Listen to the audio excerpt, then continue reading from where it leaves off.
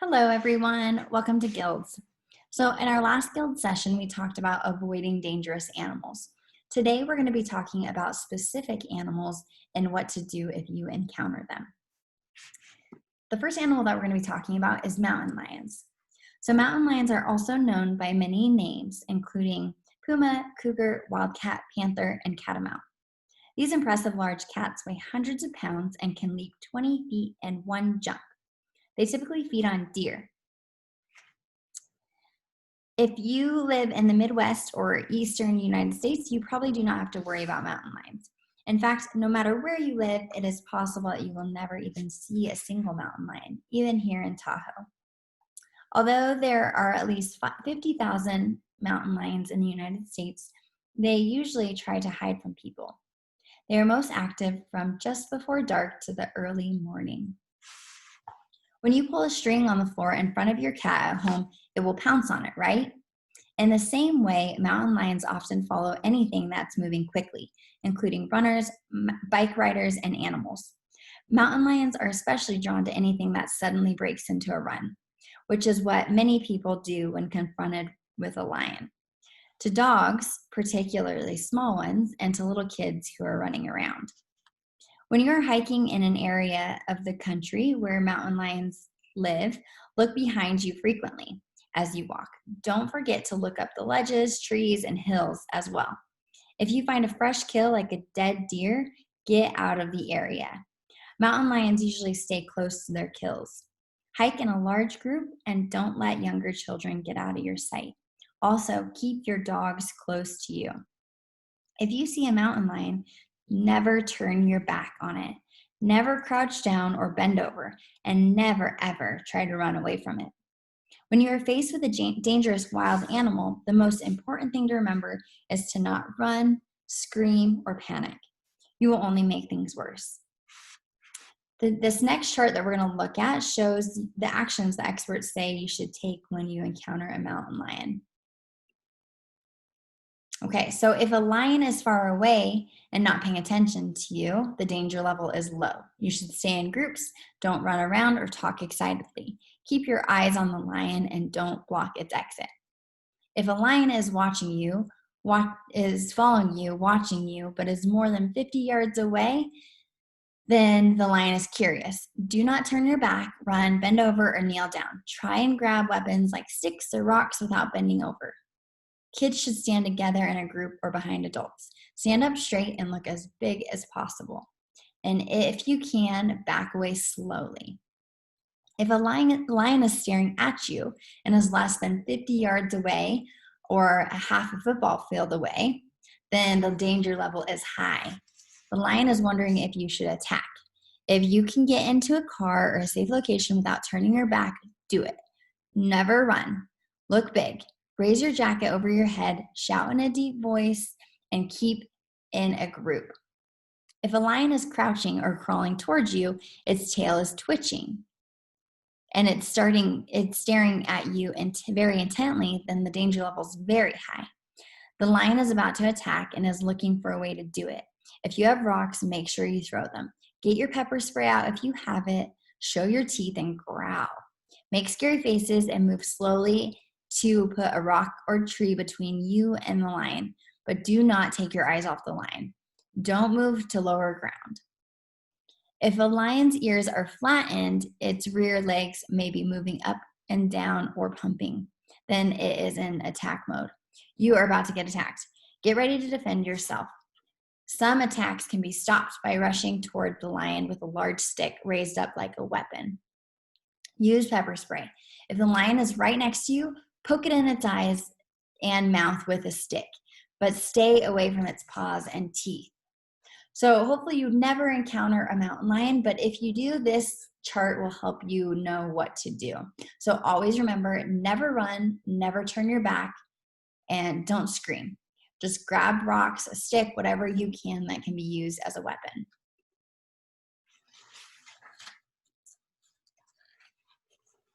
So we encounter a lot of bears here in Tahoe. So you guys, I know, are pretty smart about bears. Most people know not to leave their food around campsites that might tempt the animals to visit.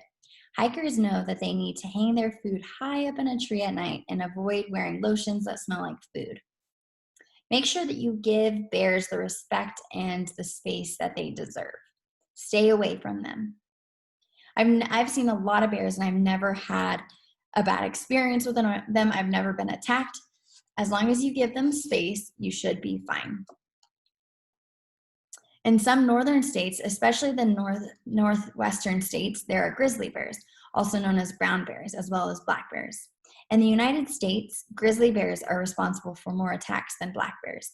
Here in Tahoe, we have black bears, which are less dangerous, but you still should take precaution and be very careful around bears. It is estimated that about 750,000 black bears live in the United States and Canada. They live in the mountains or swampy areas throughout the United States. The most common reason that bears attack people is because they become startled when they suddenly encounter a human. When you are hiking in bear country, make sure you make noise to warn bears that you are in the area. Bear bells are also a great idea. These are little bells worn by both people and dogs. Or if you don't have a bear bell, you can also clap your hands and yell every few minutes. You should not run along trails where you might surprise a bear. Be careful, be extra careful near noisy rivers or creeks where bears might not hear you, or near food sources such as blackberry patches, or where they're catching fish, or near an animal carcass. Bears have also been known to attack because they are hungry, or because a mother bear senses that her young are in danger. Staying safe in bear country depends on avoiding bears or reassuring them that they are not a threat to them or their cubs.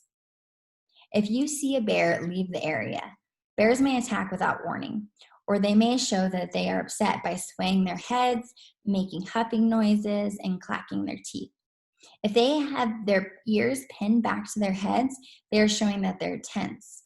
When they stand on their hind legs, they may be trying to get a better view of you and warning you that they're upset. You should always keep your dog near you. Although dogs often tree bears, which means that they chase the bear up the tree, they have also been known to lead unwanted bears back to their owners. A bear spots a dog that is running through the woods, becomes upset or curious, and follows it right back to you. So that's why you should always keep your dog on a leash near you. Bears are also attracted to the smell of food. When you're in bear country, try to cook at a site at least 50 yards or half a length of a football field from your shelter. And do not keep food items of any kind in your camp, especially not in your tent. You should never keep anything scented in your tent. So even if you have toothpaste or deodorant, you should make sure that's locked up or put in a tree with your food. To help keep yourself and your food safe, make sure you hang it along with any lip balm or sunscreen. You should put the food and other items in a sturdy bag and wrap everything in a cloth, then tie a rope to the bag or bundle using a secure knot. You'll then hang it from a tree. This is called a bear hang. This will usually, putting your stuff in a bear hang will usually protect your supplies from bears and also animals like raccoons that are known to steal food. Some areas in bear country now require that you carry and store all food, garbage, and scented items in a bear canister. A bear canister is a hard-sided container that holds all items and should be placed 100 feet away from your shelter. Okay, so just like we learned with the mountain lion, here if a bear's actions and what you should do. So we'll go through that. If a bear is far away and not paying attention to you, then you should turn around and slowly backtrack your steps along the trail. Keep walking for 15 minutes, then take another trail. If you have to go back up the trail where you saw the bear, wait 15 to 20 minutes before you head out. Bear is nearby or on the trail, but not close enough to become alarmed by you.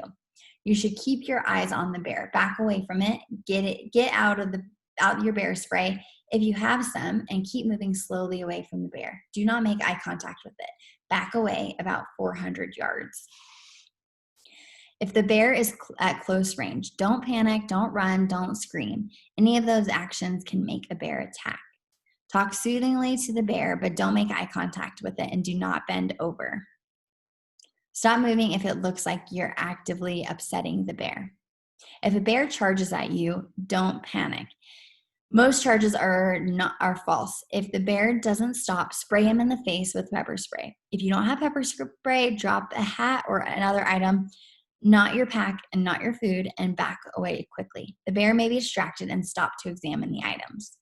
If a bear attacks you, most bear attacks are defensive attacks, and once the bear decides that you are not a threat, it will just leave.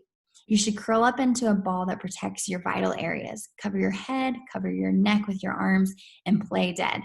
If you are wearing a pack, lie on your stomach with the pack protecting your back. Do not move until you're sure the bear is gone. Okay, how does going to the bathroom attract bears and mountain lions? So it's always a good idea to bring toilet paper and hand sanitizer whenever you go explore in the outdoors. So the first thing that you should do is think like a cat when you are going to the bathroom. So what this means is that you should dig a hole, and that hole should be about a foot deep. You can just use, if you don't have a shovel, or a lot of people don't have shovels when they're in the backcountry, you can just use a stick and find a soft piece of dirt. So dig a hole, and then you go to the bathroom in the hole.